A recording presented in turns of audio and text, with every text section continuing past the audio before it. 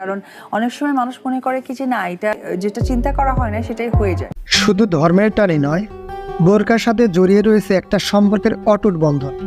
কেন হিন্দু ধর্মের হয়েও বোরকা হিজাব পরেন অপবিশ্বাস? উত্তর মিলেছে এবার সেই প্রশ্নের। বরাবরের মতো সেই একই ধারায় আবারও নিজেকে কালো বোরকায় ঢেকেছেন চিত্রনায়িকা অপবিশ্বাস। একদিকে মূর্তি পূজা, অন্যদিকে ক্ষণে ক্ষণে তার এই ইসলামিক লেবাস নানা প্রশ্নের মুখেই ফেলেছে অপবিশ্বাসকে।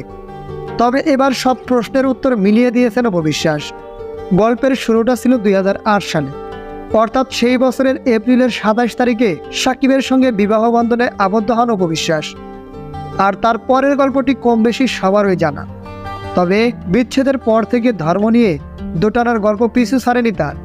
এক এক সময় তাকে দেখা গেছে এক এক ধর্মীয় লেবাসে, কখনো মাথায় শীতের পরে মূর্তি পূজা, আবার কখনো ইসলামিক লিবাসে রোজা রেখে ইফতার বিতরণ, যা তাকে নানাভাবে করেছে আলোচিত সমালোচিত। তবে তার কোনো কিছু তোয়াক্কা না করে অপবিশ্বাস তার সেই ধারাই বজায় রেখেছেন। ছেলের জন্মদিনের পর তিনি আবারও কালো বোরকায় নিজেকে ঢেকেছেন। কিন্তু এত আলোচনা সমালোচনার পরেও কেন তার এই ধর্মীয় লেবাসের পরিবর্তন, সেই প্রশ্নটাই জোরালো হয়েছে। প্রশ্ন উঠেছে শাকিব খানের সঙ্গে তার সম্পর্কের জায়গাটি নিয়েও। কেননা শাকিবের সঙ্গে যতটাই সম্পর্কের ঘনিষ্ঠতা বাড়ছে, ঠিক ততটাই ইসলামের প্রতি ঝুঁকছেন অপবিশ্বাস।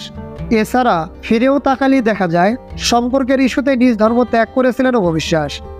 কিন্তু শাকিবের সঙ্গে বিচ্ছেদের পরে আবারও সেই হিন্দু ধর্মের অনুসারী হন তিনি।